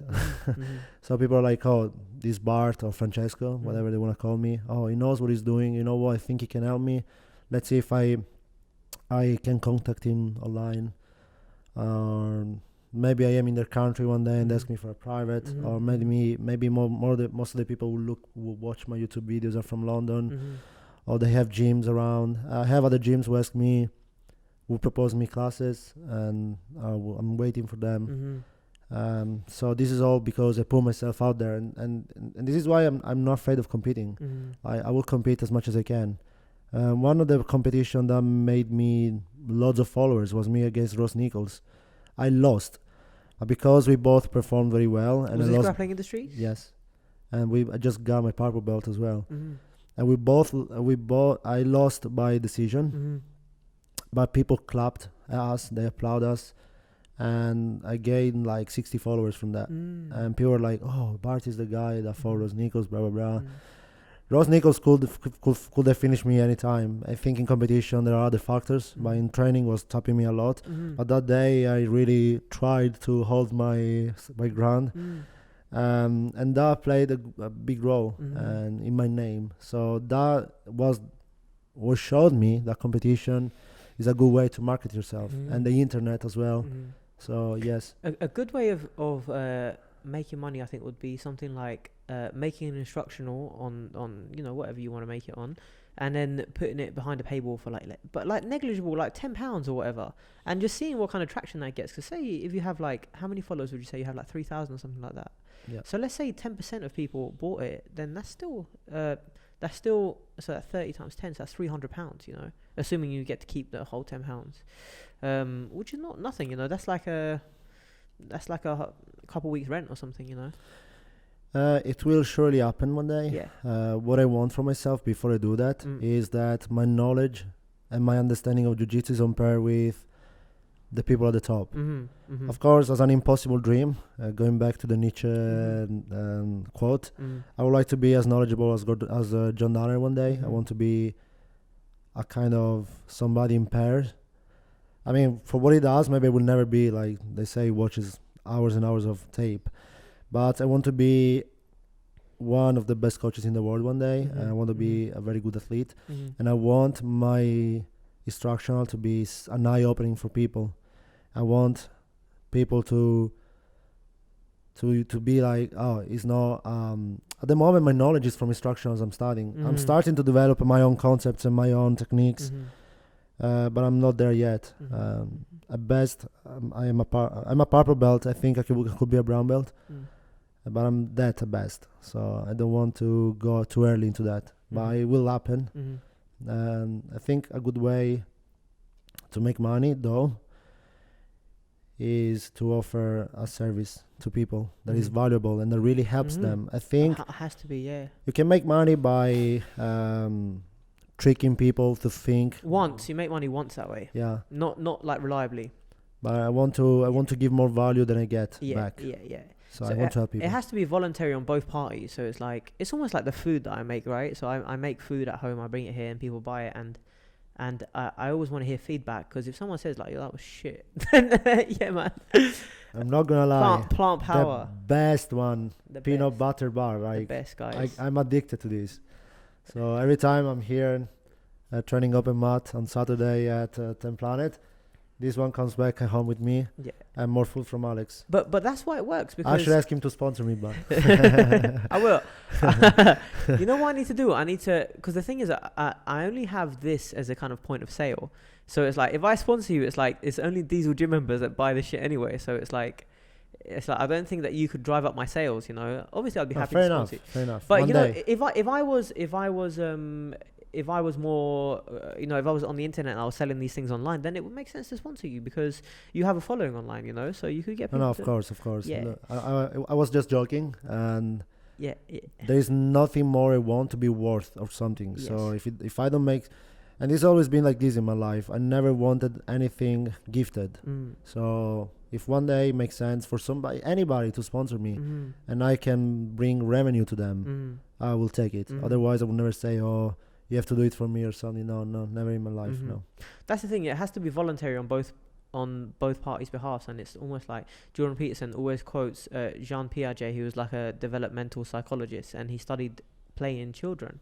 And as far as I understand it, what he said is that play develops because both children are willing to engage in the game, because it benefits both of them. The moment it doesn't benefit one of them, they won't engage. And this is how we run our world, kind of, and we act this out completely subconsciously, but this is how we run our world, and we run our relationships and our whole lives. We only do things where both parties benefit, and the moment that one party doesn't benefit, then you kind of sever that relationship. My biggest economical flaw is that it makes me feel better with myself if I can give more than when I get back. The moment I get back more than I can give, I feel guilty. Many times it's been told me that this will not make me money in the long run. First, I don't believe it completely, because if I can be honest, I'm making money as a purple belt. Not as much maybe as I could, but I'm making it first. Second, I really like the thought that people will remember me as a hero instead of as a salesman. I really want to give something to people that help them. And I want to see money and wealth, if I'm destined to have it, as a proper repayment for my efforts. Like, I have to say, yes, I deserve it. I'm not like, oh yeah, I got this money because I'm smart. Of course, smartness has a play in it, but I really, really want. I don't know. It's fascinating for me to think I can change people's lives, and they are happy to thank me with their money. Maybe it's utopia, but this is the way I live. I'm very childlike still. But I think that's one of the challenges of life, is to like maintain, or it's almost like you go away from the child, and then you rediscover them again, and that's the whole challenge, because the child like sees the world with like new eyes all the time, and everything is new and wonderful, and that's how life should be, really, because you can, like, the novelty tends to get sucked out of life. And when, say, traumatic things happen, like say you nearly die or you lose someone that you really love, that's when the novelty comes back and you really appreciate that person. Or like say you have a psychedelic trip where you like, oh, I'm gonna die, and then you come back and you're like, oh my god, life is so beautiful, I can't believe I didn't appreciate it. And that's what Jesus said, right? Christ, he said that unless you become as children, you shall not enter the kingdom of heaven. And it's almost the same kind of idea. You have to maintain that child inside you, you know. There's a famous past Italian writer. If I'm not wrong, I hope I don't say the wrong name, but it should be Giovanni Pascoli, who talked about il fanciullo, which means the child. And he says that we should maintain contact with our child inside, because it won't make us progress. Because when you're a child and you first start to learn how to walk, you fall many times, but the child doesn't really preoccupy himself that he's falling. He will try to get back up as many times as he can. Whilst when you kind of lose that contact with your child, you kind of think too much about reputation or how you feel about yourself when you fail. That makes you stop to try. And again, as a child, because you're experiencing everything with a new eyes. Yeah, like everything is new to you. You can keep that excitement in life that makes you live. In fact, it's not, unless you have a very bad childhood, it's not a case that many adults start being sad and depressed when they're adults. And when they're kids, they want to play, they want to explore, they open everything. Like when I have my nephews and my niece at home, they start opening everything. I go in their home, and they're in my home in Sicily. They open everything, they move everything, they just want to know, they want to see everything. They don't care how they look, they don't care. They want to walk. They fall like 10 times, they will stand up 12 times, and they keep walking. So that was the Pascoli philosophy of the child. I think you look at children and how they live life, and it's like how we should kind of be living life. It's like they just have like such an incredible energy and like wonder about the whole world. And I think that by having them around us, then it becomes infectious and it rubs off on us. And it's like the children almost revivify adults. So that if you have adults without being in contact with children, then they tend to get stale, and they tend to lose that kind of wonder, which is probably why it's so important to have like connected family structures where there are children. So like the grandparents get to look after the children, and that revivifies them, you know. Yeah, I would say my mom main goal is to look after. The more grandchildren you can give her, the happier she is. Are you working on that currently? No. After jiu-jitsu career. It may be wrong, but before I have my first child and I can make a family, I have to have the money to look after that child twice. If I have that kind of money, and yeah, I will make one. But no rush. It's hard because I feel like you're never. And again, I don't have children, so I'm just kind of hypothesizing, but I feel like you're never ready to do anything, let alone have children. You know, you're never ready to do your first comp. You know, when white belts are like, "Oh, do you think I'm ready for my first comp?" It's like, you're never going to be ready. You could train 10 years for your first comp. There's always one more day that you could train. You could add one more technique. So it's the same that goes with children. And it's like, if you find yourself in the situation, you know, if you play it a bit fast and loose and you end up getting a girl pregnant, it's like I guess this is my responsibility now, and I have to do it regardless of whether I am where I wanted to be when this came around. If it comes around, I will love the child and look after it. Yeah. That's but good. then I'll have to find ways to make it work. But one thing for sure, I will never leave jiu-jitsu. I will never not prioritize jiu-jitsu because jiu-jitsu is who I am. There is nothing I like. I'm Francesco Bartolotta for sure, but jiu-jitsu occupies at least 80%, 85% of who I am. Like, I cannot separate myself from jiu-jitsu. I feel the same way, and this is something that I'm playing with now when I'm moving to Greece in sort of the summertime. And there's some places that there's one place that I can train at and teach at in Greece, but I'd have to open up a gym really to keep it going. And it's something that I think about, like training people, getting enough members, all that kind of thing. But I don't want to go there and not do jiu-jitsu.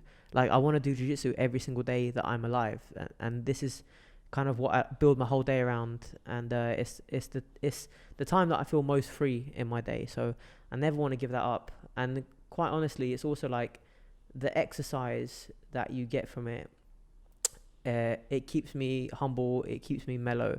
And the last month that I haven't been training, I'm such a dick to people that I love, and I can't help it. It's like, I'll be here at the reception with Rinchin, and he'll say something, and I'll be so mean to him, but he's egging me on. It's like a game that we play, and it's like, but instead of just playing along, I'll just be like, shut the fuck up, Rinchin. And then, or like to my sister, and it's because I haven't trained and I need to get this kind of energy out. And obviously you can lift weights and stuff like that, but there's nothing that compares to just having fun doing the sport that you love. You could train for an hour and a half and not even realize that you have been doing it that long. And this is one of the things when people want to lose weight or they want to get fit, they go to the gym, they have all these plans. I want to run 25 minutes on a treadmill, do these amounts of repetitions, etc. But there's nothing like playing a game where there's a goal in mind, to win, to advance, progress. To progress, to enact techniques. And by the end of it, you've burned so many thousands of calories that you don't even realize, because it was never your intention, but you have done that, which is one of the best things about jiu-jitsu, is that it keeps you seriously fit and nimble. It also makes you more disciplined. It makes you, I think it makes you a better person, because jiu-jitsu is like you gain contact with discomfort all the time. Before starting martial arts, I was a very bad student. I was very short-tempered. I was fat. I was lazy. Just wanted to play video games all day. I had no interest. I couldn't even speak Italian properly. It made it another language. But when I started martial arts... What do you mean you couldn't speak Italian properly? It's your native tongue, right? Yeah, but I was making grammar mistakes. I see. I wasn't very knowledgeable in the language itself. I see. I had the street language. I would never read a book. I never cared. I wasn't good at school. But then as I started martial arts, I didn't start with jiu-jitsu. My first martial arts was traditional jiu-jitsu. It was karate, mostly. It's called jiu-jitsu fighting, where it's like, when you compete, it's like punch and kicks, semi-contact, where you just have to touch the body of your opponent. But then if you grabbed each other, you had the phase where you were not allowed to punch anymore, but you started with judo and then some groundwork. But it was mostly kick and punches. And because they would make me do... I was training 2 times a week. But because they would make me do all these push-ups, all these... First of all, it was heartbreak. Heartbreak was like, okay, I'm heartbroken. I need to do something about my body. I need to make myself better. I went to the gym. Then in the gym, they make me do all these push-ups. They make me do all these exercises and fighting. I'm like, okay, if I can do all of this, now I can study. I can read a book. It's easy. I don't like today. They used to make us do 100 sit-ups, 100 push-ups. Not full push-ups. They were like half. And I was like, if I can do all of these, I can certainly read a book. If I can read a book, it's easy. I can make my marks better. So, but if you don't do jiu-jitsu anymore, you start losing that thing that kept your demons at bay, Mm-hmm. then you start regressing, in my opinion. Mm-hmm. So you Yeah, start, I feel like it's an ordering principle, and I feel like it doesn't have to be jiu-jitsu. It can be like your family, it could be religion or God for some people, it could be their career if their career is interesting enough. But what it is like, I have friends who will stay up till 5 o'clock in the morning playing video games, playing Counter-Strike, I don't even know what kind of games, and then wake up at like 3 p.m. the next day, and they're overweight, completely overweight, and they don't do anything, and they'll say I'm depressed, I'm anxious, and all this kind of stuff. And you know, for me, jiu-jitsu is the ordering principle, so that it sits at the top and it orders everything else in my life, so that if you were to say to me, oh, let's play Counter-Strike till 5 o'clock in the morning, I say I can't, because I have to get up and do this and this before jiu-jitsu starts, and it keeps me like tending to my business as best as I can. accountable. Yeah, 100%. It keeps you accountable and responsible, and really it gives you meaning to live life, because if you don't have responsibility, then you don't really have meaning in your life. If you're not responsible for anything, it's when you're going to be depressed and you're going to be completely hopeless, you know. One thing that I say a lot to people I know is, I don't believe in happiness. I don't care about happiness. Certainly, I don't seek sadness and depression. But at the same time, I don't believe that the cure to sadness and depression. Let's not talk about depression. I'm not a psychiatrist. Let's talk about sadness. I think that the cure to that is not happiness. The cure to that is meaning. Because if you think about it, we didn't choose to live. We didn't choose our body. We didn't choose anything of what we are, or how we were born, and why we were born. We didn't choose all of it. So now you find yourself in something called life that goes on, and supposedly you die one day, and you don't know what to do with yourself. So it kind of becomes pointless. So you have to occupy yourself with some kind of meaning, some kind of mission, some kind of vocation that keeps you going. When I wake up in the morning, I think I want to be successful, I want to be a champion, I want to open a school, I want to be economically independent, and stuff like that.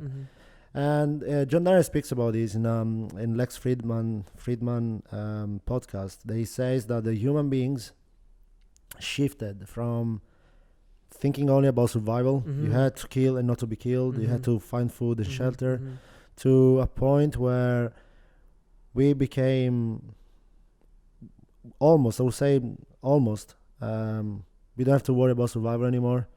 We don't have to, especially the Western society, we don't have to worry about food anymore. We don't have to worry about shelter anymore. We worry about consciousness. We are conscious now. We are like, okay, now we are conscious about ourselves. Before we just, I have to survive, I have to find food, I have to not to be killed today.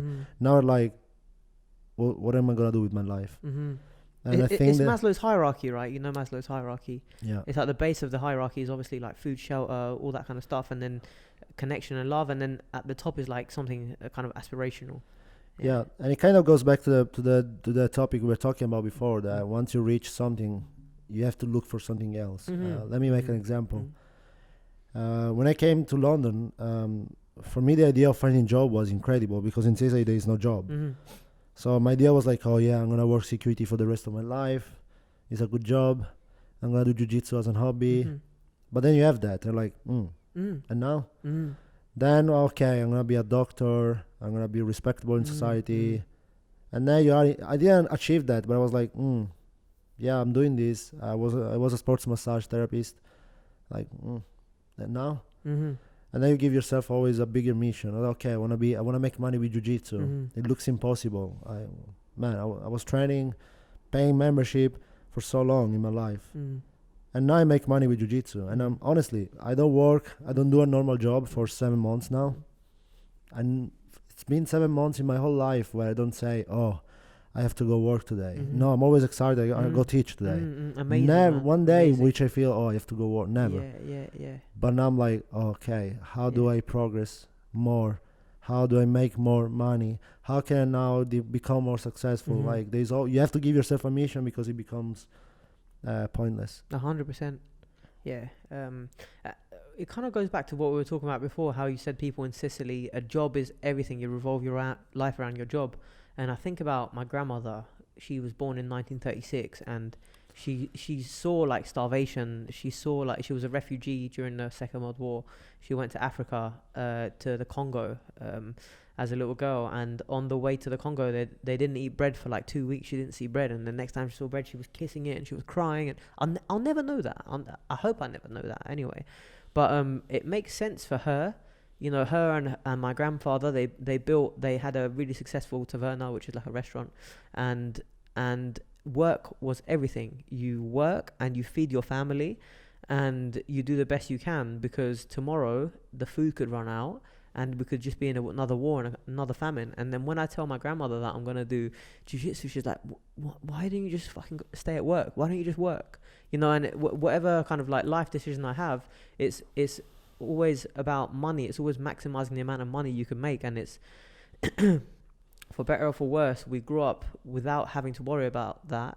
Or at least personally, I did to an extent, so that I know that I can afford to make a little bit less and live a life of kind of passion and high ideals, if you know what I mean. You know, as I said, in some way, life is like a video game. When you start, let's say you start a RPG game where you're like Rick and Morty when they're doing Roy. Have you seen that? No. Okay. Do you watch Rick and Morty? I watched a lot of it, but it was a long time ago. Okay, well, they're at the arcade game, and they've got this guy called, it's a video game called Roy, and you become incarnate as Roy, but you don't remember that it's a video game. Oh, okay. And you play the whole game out, and then when Morty's playing it, he plays it really safe, and then he ends up dying, and then he comes back to and he's like, what happened? He's like, oh, I'm Morty, and then he remembers it, and then Rick is like, you played it too safe, kind of thing, and then Rick plays it, and he plays it completely recklessly, but yeah, it's kind of like a video game, like an RPG. Yeah, but that's the thing, you know, if you start level 1, you have no items. All your items are lame. Yes. You wish for the cool sword at level 10. And then you have the cool sword at level 10. It's like, you wish for the cool sword at level 30. And then one day your PG is going to be... your PG is going to be like level 100. And you were like, did I really wish for that sword at level 10? Who cares now? I have... So I think... we cannot relate. We shouldn't compare ourselves to people who are worse than us, and we shouldn't compare to people who are better than us in their life. Like, they have better life than us, because it's always about that. Once you have something and it becomes your daily routine, it kind of loses its value. And that's why there is this saying, I don't know how true it is, but there is this saying that rich people seek love and poor people seek money, you know, because poor people tend to have real love from women who they just love them for what they are. And then the rich men, they find women who love their money, so they seek what they don't have. And this is the curse of human beings. Sorry, I just need to do a little emotion. As I was saying, this is the curse of human beings. It doesn't matter what we get, we will always seek for something that we don't have. And you can see lots of people who became famous and rich kill themselves. Whatever reason they had, they were rich. So why should they kill themselves? Still, they had something they didn't have. They had something that they couldn't beat, and killed them. Like Robbie Williams killed himself. A lot too many people to even name. Yeah. So, you know, it's always about what we don't have, and I think we should welcome that. Otherwise, if you have everything, you don't seek nothing. You live an static life. There is nothing more. Like, why should you live then? I think life is an experience. Not we should value life for what it is, but at the same time, we shouldn't be scared of death, because life, I think, is an experience. So you may as well experience it. So move. 100%. It's like you want to go to the grave, not having regrets of not having done much, or you know, not having done enough. But ultimately, I feel like, do you ever have a dream? Have you ever had a lucid dream? Yeah, many times. You're quite habitual with it? I dream every day. Yeah. And do you get lucid in the dream where you can control the dream? Many times, yes. That's so interesting. And is that something you've had training with, or is it something that just happens naturally? Never. My whole life I've been a short sleeper. I don't really sleep a lot, and I dream a lot. Even if I sleep half an hour, I dream a lot. And yes, it happens a lot that I'm lucid in my dreams. And what kind of things do you do when you're lucid? Sometimes I say like, okay, I'm gonna make something appear in my hand, and it appears. Wow. There is like there is a person, there is this back. I'm seeing their back, and I'm like, okay, I'm gonna transform the face to this person, and it happens. There was a dream where, I tell my father, Dad, in the dream, I tell my father, Dad, I'm dreaming, and he was like, no, you're not. Like, I am. Look, I'm gonna jump out of the window. I'm gonna show you. And I jump out of the window and I look at Turns him. out you weren't dreaming. Oh, Dad. And this is how I ended up in a wheelchair. No, but yeah, I get lucid. But again, I think it's the feeling of getting lucid. I don't think you really decide what's happening in the dream, because it's so fast that I never experienced me stopping. I think it's the feeling that like just being conscious within the dream and thinking to yourself, I am dreaming, kind of thing. Yeah. I suffer from sleep paralysis. Okay. Get a lot of them. Is that where you wake up and you can't move? No, you don't wake up. You wake up, but you wake up, but you're still dreaming. So I'm like, I know I'm dreaming. I know I'm paralyzed. I'm really trying to move. I can't. And at the beginning, I will try to shout. I will get but then slowly I get used to it. So I'm like, I'm dreaming, but I feel my body pulling. And I'm like, okay, I'm dreaming. Let's wait. And I try to wake up. I can't. And I keep seeing the dream. I'm like, that's when I'm the most lucid. I'm paralyzed and I understand I'm dreaming. So I keep watching the dream in front of me. And I just wait for my body to move and to stop. So I keep calm, like it's going to happen. Sometimes it takes longer. I'm like, start getting agitated. And I really try to move, but I can't. And most of the times I just wait. The worst thing is that I don't know what reason. I don't believe in these things, but most of the times when this happens to me, I'm dreaming about some sort of demons or somebody trying to kill me. And I don't know if there's like a connection between fear and paralysis, but this is what usually I'm dreaming of when I'm paralyzed. Or I dream that I try to talk to my family and they don't see me, like I'm invisible. But I know I'm dreaming. So is that a recurring dream that you would have? Or is lately it didn't happen, but I would say that it must have happened in my whole life at least 30 times. That's very interesting. I mean, dreams tell you a lot about where your kind of subconscious lays, which is what I find really interesting. I like to write down my dreams after I wake up and then look over them. And I realized, like, going back and looking at dreams that I was going through a dream journal the other day, and the dreams that I was having correspond completely with events that were going on in my life, which is kind of, I mean, how could it be any other way, really? Because when you're dreaming, you're coming into contact with your subconscious, and you encounter kind of like mythical like motifs. So you'll see things that don't make any sense in our world, but they do in the dreamscape, or like they make sense from a kind of mythical perspective. So like you might dream of like, so this is one dream I had, right? So I had this housemate, and he had some kind of mental illness. He was on drugs. He was overweight. Shout out to him. I'm not going to say his name anyway. But and I don't have any contact with him now. But I lived in Hackney in a kind of 3-floor house, and he was on the bottom floor. And he had speakers like they would have at Fabric, like the loudest fucking speakers, to where you'd be in your room trying to fucking relax after a stressful day at work, and it's like doosh, doosh, doosh, bass, just like your whole floor shaking. And you say to him, bro, can you like turn it down? Like, what is this? Like, and then the next day it would just be on again and on again and on again. And then I ended up, it was like one night he wouldn't even hear me like knocking at his door to like tell him to fucking turn it down. It was like 12 o'clock. I had to be up at like 7. I was so pissed off, and I wrote to the agency. I was like, look, I've told this guy already, but he won't turn his music down. And the agency ended up emailing him, right? And he came into the house, and he came into the house shouting, and I was in my room, and Federico was next door to me. He was this Italian boy from Rome. He lived in the same house. And he said, this guy with the music came into the house, and he goes, if I want to play my music, I can play it whatever fucking time I want, just shouting. And then he saw Federico and was shouting at him.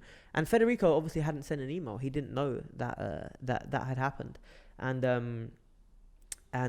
Federico was looking at him confused kind of thing, and I was hearing this whole thing happen, but I didn't want to deal with this person because I know that he's just crazy, and I don't want, like, one night I woke up, for example, and he was holding a knife to his friend, when I went to bed, him and his friend were there having a drink, all cool. At 3 o'clock in the morning, I hear, "I'm gonna fucking kill you," and he's there with a knife trying to stab this fucking guy. So he's unhinged completely, and so this is what happened. He was having a go at Federico, and Federico was like, "Oh, I don't know what happened." Oh, like, he's from Italy. I don't know what happened. Oh no! Oh. And then afterwards, like, Jamal went downstairs, and I spoke to Federico. But then I remember I saw the dream when I was looking for my journal. So I had a dream that I was in a kind of wooded area, and I was trying to be really quiet because there was a lion, and you know, it's kind of like it's like a big scary animal in front of me, and it hears me like cracking a leaf or whatever, and it comes towards me, and I start shouting at it and trying to make myself big, and it's like, oh fuck this, and it goes away, and then it changes its mind and it starts sprinting towards me, and I run, and then I see a little boy, and I jump behind the little boy, and the lion eats the little boy, and I get to live. And this is basically my subconscious, like, projecting like my cowardice in that whole situation, because I should have gone out there and been like, yo, you know what, like, we're all fucking sick of it. I was the one who sent the email, leave Federico out of this, but I chose not to engage with it at all. So it's like and it was such a haunting fucking dream. But yeah, that's kind of what you get from listening to, or like writing down your dreams and like listening to that. Yeah, I get it. Yeah. You can kind of analyze how, you know, there's a book that I read from Freud. So the coach or the master, I don't know how to say, the mentor of Carl Jung. Yes. It's called Interpretation of Dreams. Yes. And it will speak about how dreams are. Many people think that Freud is obsolete now, but yeah, it speaks about how dreams are a symbol of our desire or what we think and stuff like that. Yeah.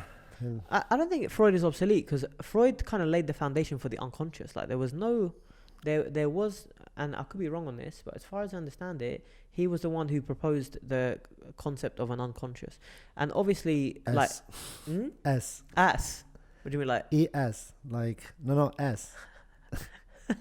It's German. Okay. It's like it. Okay.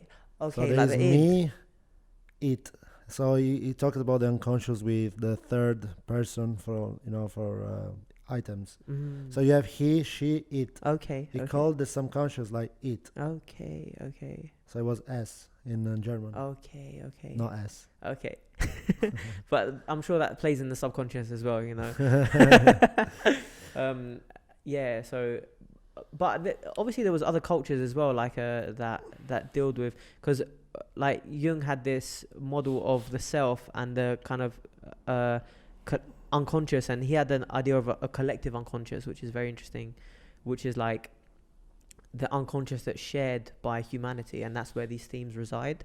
So that, you know, if you study kind of Greek mythology, what you see is these mythological motifs that repeat in every single kind of culture, and you see archetypes playing out, and these are things that make up our collective unconscious. And obviously you have your personal unconscious that has events that relate to your life as it kind of unfolds, you know, which is interesting. But yeah, man, do you have anything else you wanna discuss, or anything you wanna plug, or? No, I kind of go with the flow. Okay. I want to say a shout out to Rory Sweeney. Source chocolate bars with caffeine. Vegan? Vegan? Only this one's vegan, right? Because this one's got milk in it. Yeah, this one's got milk. Don't touch it. Okay. And Plant Power, Diesel Gym, Mechanics of Grappling. Yeah, if you want to have a look at Mechanics of Grappling, I try again to do my best in explaining concepts and the rules that govern the given technique. And I'm going to post more and more videos. I'm going to try to put a video every week. And Bart The Grappler on Instagram? Bart The Grappler on Instagram. Bart The Grappler. Yeah. Yeah. Do you have any comps or anything coming up? Any shows? Yeah, tomorrow I fight a London Open. And the next week I do Alpha Grappling. Okay. And then I'm going to go Denmark in March. And then I have a super fight in... Where are you going to March, sorry? Denmark. Okay. DCC Denmark. Nice. And then another one in 18th for North Submission Series. Beautiful. So that's quite a good show, that Northern Submission Series. Yeah, it looks quite amazing. Yeah, so good production. I'm going to fight somebody from a team I've been fighting a lot lately. Who is that person? I don't know if I can say, so we'll see Okay. in the poster. after. Okay. That's good. But yeah, man. Thank you for doing this, man. Thank you for inviting me. I'm honored. My pleasure, man. My pleasure. Sweet, bro. Okay, let me do this.